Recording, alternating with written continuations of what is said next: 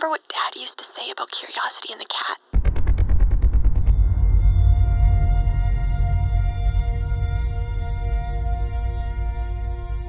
It didn't live a life of regret.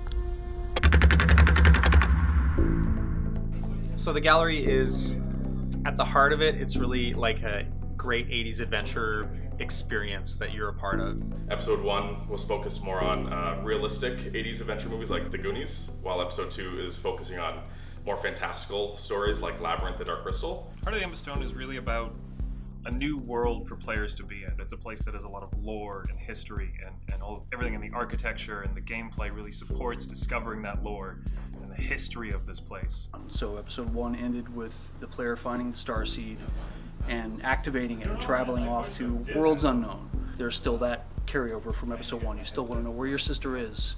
There's still that overarching mystery of where's Elsie, what happened to her, and trying to catch up with her and rescue her. It kind of gave us this opportunity to really amp up several aspects of what we did prior with storytelling, with interaction design, with VR game design in general. So it's a much more expanded world, and it's also a much more complex experience. I love the idea of like this stuff being part of the reward, where like the Max's stuff, they know that's the goal, they do that thing. When you get a lot of creative people in one space and you get a lot of ideas going around, it's very easy to have domineering people take lead, or people try and fight over one another or undercut one another.